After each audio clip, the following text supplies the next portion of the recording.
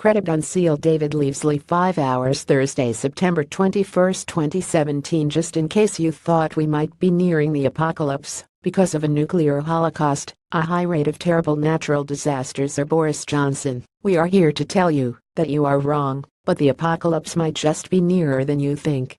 Or at least that's what the evangelical Christian publication Unsealed wants you to think.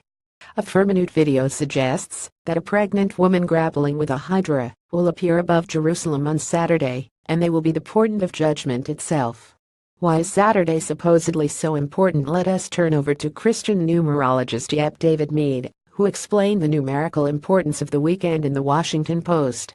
One important clarification made by Meade is that Saturday itself will not be the complete end of the world, but rather the beginning of the end, which may or may not involve a planet called Nibiru at some point obliterating Earth. Jesus lived for 33 years. The name Elohim, which is the name of God to the Jews, was mentioned 33 times in the Bible. Meade said it's a very biblically significant, numerologically significant number.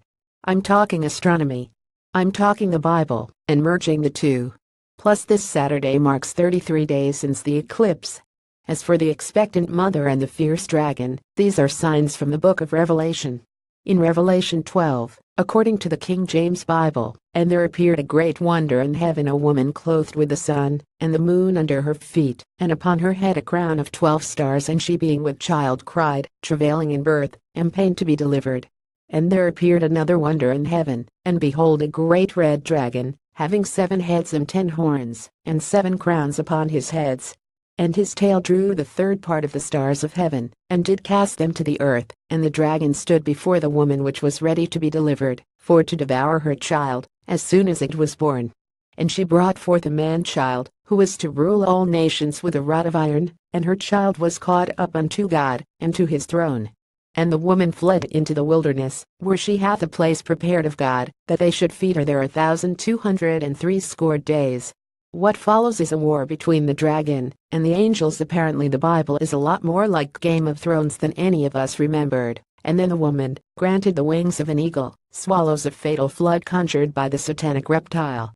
This leads to an even more abstract Revelations 13, in which a chimera god enslaves humanity in a sea of sand. But ultimately, if any of this is to come about when we thought we were getting brunch, it's not looking good for people. Of course, science is not enamored with this theory. It was debunked by NASA scientist David Morrison back in 2012. In the inner solar system, we see planets with stable orbits. We see the moon going around the Earth, he said in a video. The very existence of this stability in the inner solar system proves that no rogue planet, no interfering object has come through the inner solar system in at least 1 million years. Please get over it, said Morrison, speaking 5 years ago from a time of fewer hurricanes, earthquakes, ballistic missiles and cabinet infights. I dunno. A dragon and a flood doesn't sound all that bad, considering. Inustpsinus.co.uk